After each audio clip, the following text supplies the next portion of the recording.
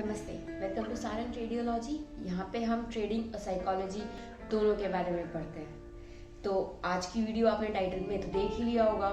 आज हम डिस्कस करने वाले हैं इंडिकेटर्स के बारे में। एवरीथिंग, हर एक चीज़ जो आपको इंडिकेटर्स के बारे में पता होनी चाहिए, आज हम वो इस वीडियो में डिस्कस करेंगे। इस वीडियो में पूरी मास्टर क्लास है इंडिकेटर। इसके बाद मुझे नहीं लगता कि आपको कोई और क्लास चाहिए होगी इंडिकेटर्स के बारे में। तो without any further ado, let's get going, let's start our master class. और प्लीज़ एक पेन और कॉपी ज़रूर साथ में रखना, क्योंकि सारी चीज़ें नोट डाउन करनी है आपको। बहुत ज़्यादा इंपॉर्टेंट क्लास है ये।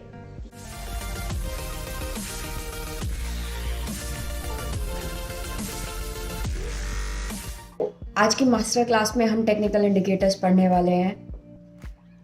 Welcome to my class. About me, my name is Sarang, I am a retailer like you. और मैंने भी काफ़ी मार्केट में लॉसेस किए हैं और बहुत लोगों से सीखा, तब जाके मुझे ट्रेडिंग आई।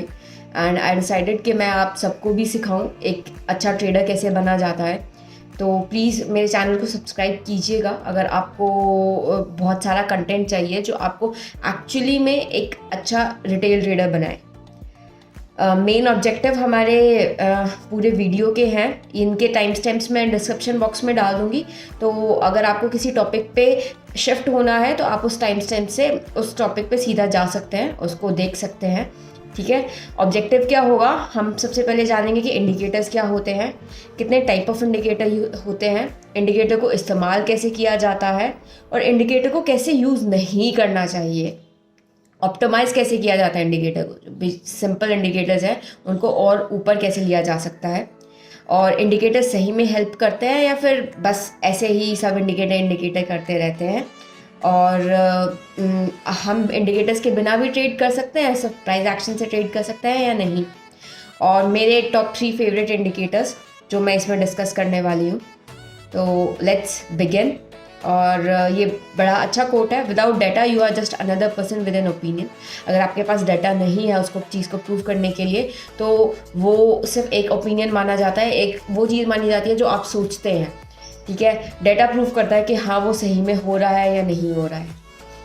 तो सबसे पहले what are indicators. Indicators indicate करते हैं आपका डाटा पढ़ के, और आपको वो सिंप्लीफाई फॉर्म में दिखाते हैं कि क्या हो रहा है क्या नहीं हो रहा है। आप इतना सारा डाटा आता है जैसे कि वेबसाइट से, प्राइस आता है, वॉल्यूम आता है, ऑप्शन चेन आता है। अब उस सारे डाटा को आप तो नहीं पढ़ सकते, उतने सारे नंबर्स को, तो उन सबको सिंप्लीफाई फॉर्म में आपको दिखाना, जो आपको देखते के साथ समझ हो जाए कि क्या हो रहा है, वो कहलाता है इंडिकेटर्स। इनफैक्ट आपकी कैंडल स्टिक्स जो आप इतना ज़्यादा यूज़ करते हैं वो भी एक तरह के इंडिकेटर्स ही हैं। हाँ, वो इंडिकेट करते हैं आपका open price, close price, high price, लो प्राइस। और आपका वॉल्यूम भी एक तरह का इंडिकेटर ही है जो आप अपने चार्ट पे देखते हो। जो रॉ डाटा है वो तो रॉ डाटा होता है। और इंडिकेटर्स हेल्प करते हैं आपके हिस्टोरिकल डाटा में क्या हुआ है उसके टूवर्ड्स आपको फ्यूचर में क्या आप देख सकते हैं मार्केट के अंदर। अब की पॉइंट्स जो है इंडिकेटर्स के, वो सबसे पहला है रिप्रेजेंटेशन, के इंडिकेटर किस टाइप से रिप्रेजेंट होते हैं। फर्स्ट है लाइन रिप्रेजेंटेशन, जैसे आपका ईएमए हो गया, अगर आप ईएमए ड्रॉ करते हो तो वो लाइन की फॉर्म में आता है। ठीक है, दूसरा होता है बार रिप्रेजेंटेशन, जैसे आपका वॉल्यूम है, एक बार है, आपका कैंडल स्टिक है वो भी बार है, तो बार की फॉर्म में रिप्रेजेंट होते हैं, उनको कहते हैं बार रिप्रेजेंटेड इंडिकेटर्स। नेक्स्ट आता है क्लबिंग ऑफ इंडिकेटर्स। आप सिर्फ एक इंडिकेटर से भी ट्रेडिंग कर सकते हो, बट अगर आपको क्लब करने हैं इंडिकेटर, राइट इंडिकेटर क्लब कैसे किए जाते हैं वो आपको हेल्प कर सकते हैं आपका डिसीजन और अच्छा बनाने के लिए। अगर 2 इंडिकेटर्स आपको दे रहे हैं, इंडिकेट कर रहे हैं कि हाँ इसको बाय करना है या इसको सेल करना है, तो आपका डिसीजन और भी अच्छा हो सकता है। मैं बताऊंगी आगे जाके कैसे। और historical data, indicators historical data से आते हैं या फिर करंट डाटा जो चल रहा है, जैसे प्राइस हो गया, वॉल्यूम हो गया, ऑप्शन चेन हो गया, इन सारे डाटास को रीड करते हैं। और इंडिकेटर्स कभी भी फंडामेंटल्स नहीं दिखाते हैं, वो सिर्फ हिस्टोरिकल डाटा दिखाता है। फंडामेंटल्स आप इंडिकेटर्स में यूज़ नहीं कर सकते कि किसी कंपनी का सीईओ कैसा है या किसी कंपनी की टीम कैसी है या उनके प्रोडक्ट लॉन्चेस कैसे हैं, इनका कोई इंडिकेटर नहीं होता है। इंडिकेटर सिर्फ डाटा का होता है, जैसे प्राइस हो गया, वॉल्यूम हो गया या ओपन इंटरेस्ट हो गया। अब टाइप्स ऑफ इंडिकेटर्स कैसे होते हैं? There are 2 types of indicators versus overlays indicator. Overlays indicators जो होते हैं, जो आपका जो प्राइस मूवमेंट हो रहा है उसके साथ जो इंडिकेटर्स ड्रॉ होते हैं, जैसे अगर आपका प्राइस ऊपर गया तो वो भी इंडिकेटर्स उसके साथ ही चार्ट के ऊपर ड्रॉ हो रहा है, उसको कहते हैं ओवरले इंडिकेटर। सेम चार्ट पे होते हैं और उनकी कोई रेंज नहीं होती है, they are not bounded by any range. मतलब अगर आपका प्राइस किसी स्टॉक का 0 to 400 की रेंज में है, ठीक है, और आज के दिन में वो 400 and 410 की रेंज में है, तो आपका इंडिकेटर 400 and 410 या 20 या 30 की रेंज में या फिर उससे नीचे वाली रेंज में ही होगा, ठीक है। तो वो प्राइस उनकी जो वैल्यूज़ होती है वो आपके प्राइस की वैल्यूज़ के साथ होती है। सेकेंड टाइप ऑफ इंडिकेटर्स आता है ऑसिलेटर इंडिकेटर्स। वो इंडिकेटर्स चार्ट के नीचे प्लॉट होते हैं और वो एक रेंज में होते हैं। जैसे RSI हो गया, RSI की रेंज आपने चाहे एक स्टॉक है जो 0 to 100 की रेंज में जाता है, एक स्टॉक है जो 2000 to 2050 की रेंज में है, ठीक है, पर उनके RSI बोथ ऑफ देम, उन दोनों के RSI की रेंज जो होगी वो 0 to 50 के बीच में ही होगी, या 0 to 100 जो भी आप रहना चाहे तो वो रेंज में होते हैं और वो नीचे की तरफ प्लॉट होते हैं। मैं आपको दिखा देती हूँ वो इंडिकेटर्स। ये बैंक निफ्टी का चार्ट है, इस पे आप 2 इंडिकेटर्स देख सकते हो। पहला है EMA 9 EMA और नीचे है ATR एवरेज ट्रू रेंज। तो आप EMA देखोगे तो ये है ओवरले इंडिकेटर, ये आपके प्राइस के साथ ही जा रहा है, उसी चार्ट पे है और उसकी रेंज जो है वो आपके प्राइस, कोई रेंज बाउंड नहीं है, वो आपके प्राइस के रेंज के आसपास ही होते हैं ये वाले इंडिकेटर्स। नेक्स्ट है ATR। ATR वो आपके चार्ट के नीचे लगा हुआ है और वो एक रेंज में घूम रहा है, वो 100 और 200 की रेंज में है। अगर मैं कोई और चार्ट यहाँ पे लगा दूँ जिस स्टॉक की वैल्यू 20 से 40 होगी, तो उसका जो EMA होगा वो 20 to 40 के साथ ही घूमेगा, पर उसका ATR स्टिल 100 to 200 की रेंज में ही होगा। तो ये है ओवरले इंडिकेटर्स और ये है ऑसिलेटरी इंडिकेटर्स। ये दोनों डिफरेंट। आई होप आपको क्लियर होगा। नेक्स्ट आते हैं how to use technical indicator. सबसे पहले तो टेक्निकल इंडिकेटर यूज़ करने के लिए आपको अपना ट्रेडिंग स्टाइल चूज़ करना पड़ेगा कि आप स्कैल्पिंग करना चाहते हो, आप इंट्राडे करना चाहते हो या फिर आप स्विंग ट्रेडिंग करना चाहते हो। आप अपने इंडिकेटर्स, उनकी वैल्यूज़ उस हिसाब से आप चूज़ करोगे। सेकेंड आता है, फर्स्ट आपको इंडिकेटर चूज़ करना है टू नो द ट्रेंड कैसा है, बाइंग है या सेलिंग है, और अगर आपकी ट्रेडिंग स्टाइल शॉर्ट टर्म है तो शॉर्ट टर्म ट्रेंड के लिए कौन सा इंडिकेटर यूज़ होगा आपको ट्रेंड बताने के लिए। आपका ट्रेडिंग स्टाइल लॉन्ग टर्म का है, स्विंग कर रहे हैं आप या पोजिशनल कर रहे हैं, तो लॉन्ग टर्म ट्रेंड बताने के लिए कौन सा इंडिकेटर यूज़ होगा कि बाइंग है या सेलिंग है, कौन सी डायरेक्शन में आपका स्टॉक जा रहा है या जा सकता है। अब नेक्स्ट आता है, जब आपको ट्रेंड पता चल गया तो आपको पता करना है सपोर्ट एंड रेजिस्टेंस, कि कहाँ तक मेरा स्टॉक जा सकता है, वहाँ पे रेजिस्टेंस मिले, या फिर अगर वो नीचे जा रहा है तो कहाँ तक उसको सपोर्ट मिल सकती है, या फिर कहाँ पे मैं बाइंग कर सकता हूँ फिर से, या फिर सेलिंग कर सकता हूँ।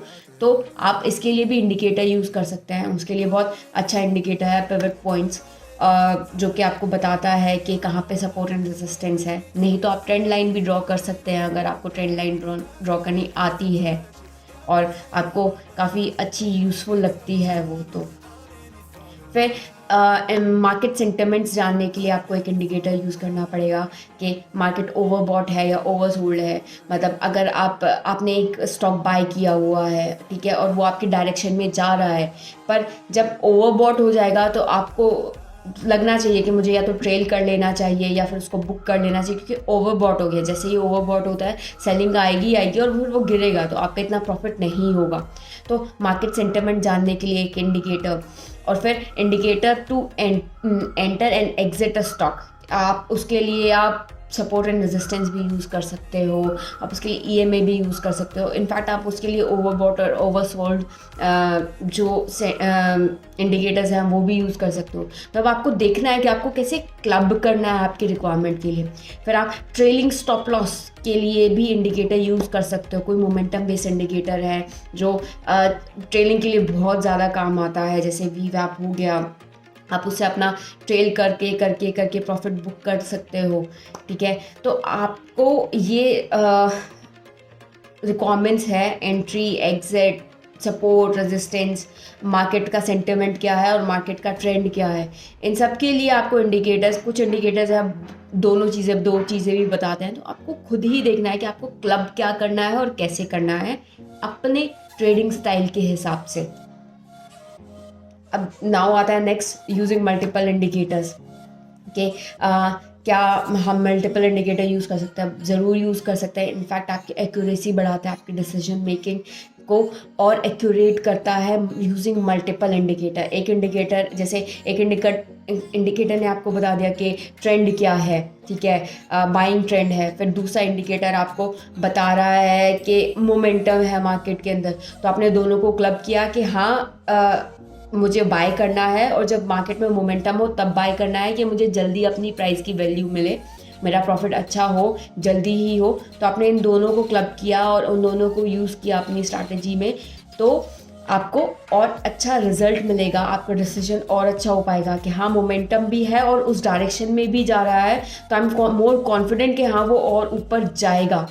ठीक है, बट इसमें हम गलती क्या करते हैं कि हम जो इंडिकेटर सेम ही चीज़ बताते हैं, दो इंडिकेटर वो यूज़ कर लेते हैं। जैसे मैकडी और आरएसआई दोनों ओवरबॉट एंड ओवरसोल्ड बताते हैं, तो वो सेम वैल्यू पे सेम चीज़ बता रहे हैं, तो उसका कोई क्लब करने का मतलब नहीं बनता है। आपको एक इंडिकेटर मिल गया आपको ओवरबॉट और ओवरसोल्ड बताने के लिए, तो आपने वो यूज़ कर लिया। आप कोई और इंडिकेटर लगाओ जो आपको कुछ और बताए, या तो मोमेंटम बताए या ट्रेंड बताए या फिर आपको एंट्री एग्जिट बताए। तो आपको उस हिसाब से इंडिकेटर यूज़ करने हैं। ठीक है, कभी भी सेम टाइप के इंडिकेटर मत यूज़ कीजिए अपने ट्रेडिंग स्टाइल में। नाउ इंडिकेटर के साथ क्या नहीं करना है, हमने क्या करना है वो तो यूज़ बता दिया, अब क्या नहीं करना है। आपको इन्फॉर्मेशन ओवरलोड नहीं करनी है कि बहुत ही सारे इंडिकेटर्स लगा दिए हैं आपने चार्ट पे और आपको पता ही नहीं चल रहा है कि क्या हो रहा है मार्केट के अंदर। एक इंडिकेटर बता रहा है कि ओवरबॉट है, एक इंडिकेटर बता रहा है ओवरसोल्ड है, एक रेड हो रहा है पर कह रहा है मोमेंटम है। मतलब आपको क्लबिंग करनी है, पर ऐसे नहीं करनी है कि इन्फॉर्मेशन ओवरलोड हो जाए कि 100 तो इंडिकेटर ही दिख गए आपको, तो प्राइस दिख ही नहीं रहा कि प्राइस क्या चल रहा है। ठीक है, तो वो आप इंडिकेटर का काम है आपका डिसीजन इजी करना, आपको बताना डाटा आराम से, आसानी से। आपने इतने सारे इंडिकेटर लगा दिए कि आप फिर से एक और नया डाटा निकल गया, उसको आप फिर से सॉर्ट आउट कर दो अपने दिमाग में। सेकेंड चीज़ इज़ कि कीप चार्ट्स क्लीन। प्लीज़ अपने चार्ट्स क्लीन रखिए। आप जितने चार्ट्स क्लीन रखेंगे आप उतनी ही जल्दी डिसीजन ले पाएंगे। ट्रस्ट मी, जितने चार्ट्स आप क्लीन रखेंगे उतनी ही जल्दी आप एंट्री, एग्जिट, डिसीजन के मार्केट में क्या गलत चल रहा है, क्या नहीं चल रहा है, आप ले पाएंगे। अगर आपने बहुत सारी चीज़ें कर दी, एक इंडिकेटर कह रहा है कि नहीं अभी तो ऊपर जाएगा, एक इंडिकेटर कह रहा है नहीं अभी तो ये नीचे जाएगा, तो आप खुद कंफ्यूज कर जाएंगे अपने आप को और आप निकल भी नहीं पाएंगे, और कब आपका स्टॉप लॉस हिट हो जाएगा और लॉस हो जाएगा आपको पता भी नहीं चलेगा। Third is going for fad. Fad क्या होते हैं कि जो मार्केट में अभी इंडिकेटर्स आए हैं और लोग हल्ला मचा रहे हैं उनके पीछे कि अरे ये तो भाई आपको नेक्स्ट वॉरेन बफे बनाएगा या जेम्स डायमंड्स बनाएगा। नहीं, फैड के पीछे मत जाइए।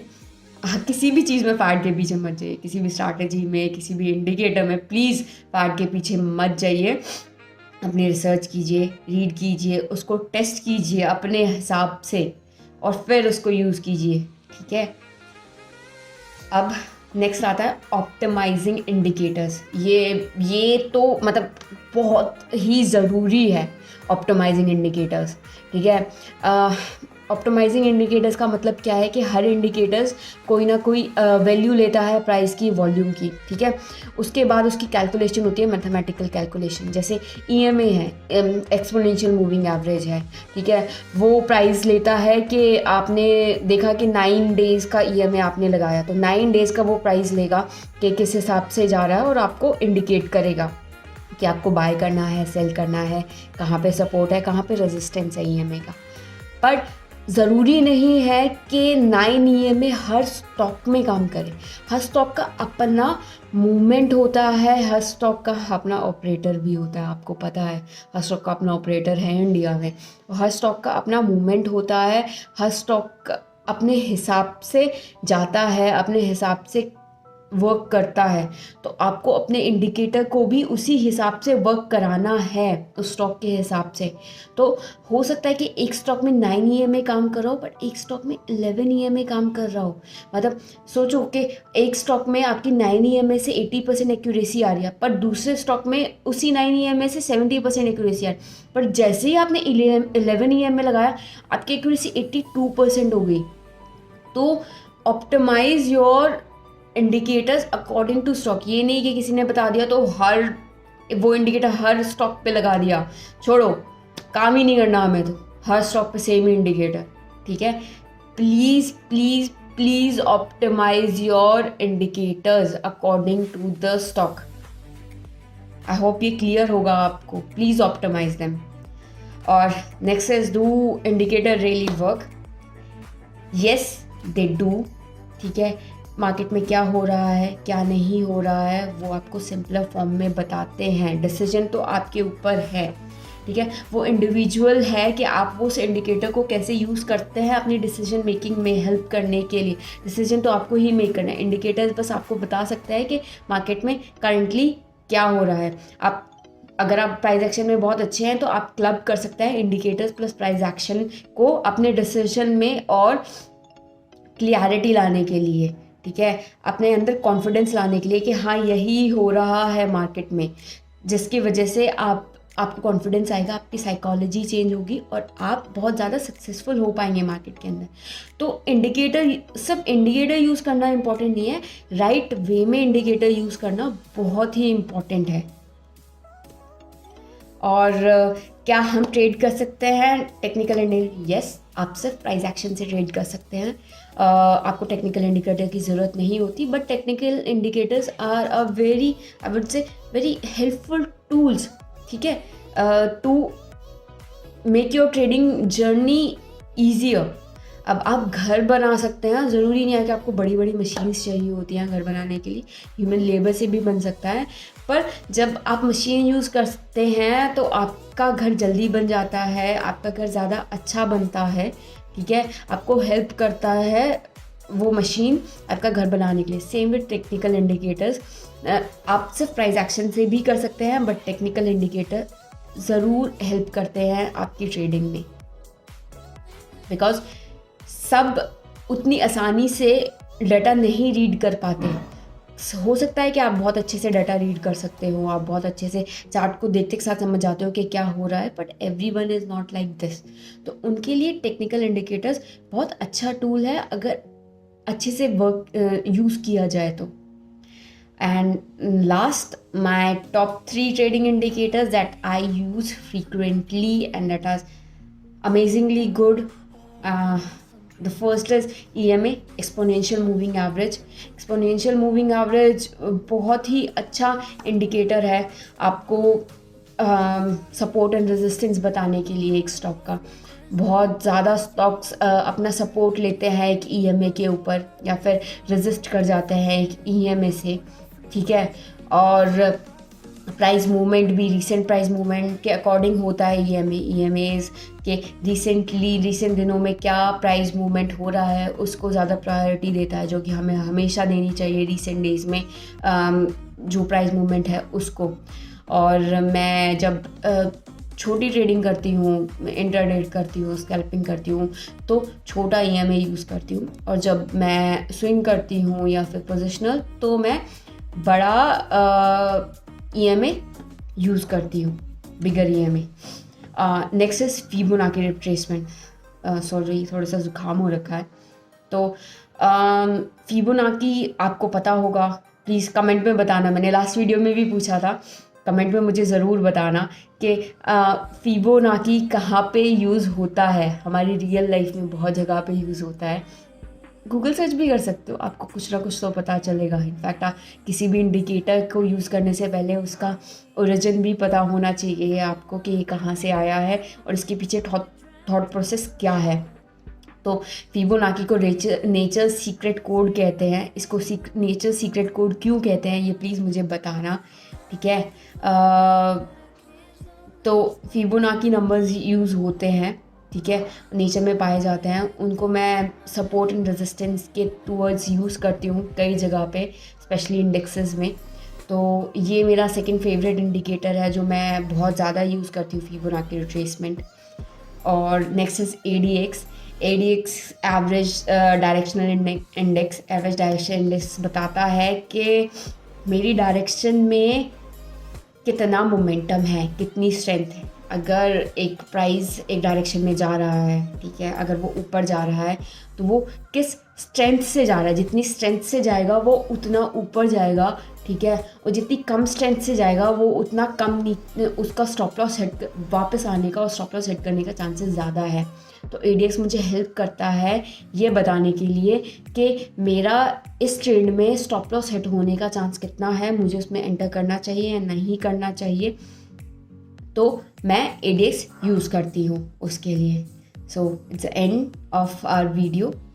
और अगर आपको कोई भी क्वेश्चन हो, ठीक है, आप प्लीज़ डिस्क्रिप्शन में कमेंट्स में डाल सकते हैं, वो मैं उसका ज़रूर जवाब दूंगी। नहीं तो आप मेरी वेबसाइट विज़िट कर सकते हैं www.sarangyadav.com, ठीक है, उसका भी लिंक डिस्क्रिप्शन में होगा। तो आप वहाँ पे जाइए, वहाँ से आप मुझे कांटेक्ट कर सकते हैं, व्हाट्सएप कर सकते हैं, कॉल कर सकते हैं, ठीक है। And if you have any question I will answer you. और अगर आपको मेरी मेंटरशिप चाहिए जिसमें कि मैं सिल्वर सिखाती हूँ पूरे 1 महीने तक, हर रोज़ 1 महीने तक हम ट्रेड लेंगे, हर एक चीज़ सीखेंगे, हर एक साइकोलॉजी, 1-to-1 सेशन भी होगा जिसमें आपकी कैपिटल से रिलेटेड आपको चीज़ें बताई जाएंगी कि आपको कैसे लेना है, कैसे क्या करना है, क्या नहीं करना है। और द बेस्ट पार्ट, वहाँ पे ट्रेड्स हमेशा आफ्टर मार्केट आ जाते हैं। हाँ जी, 3:30 बजे के बाद ही ट्रेड्स आते हैं।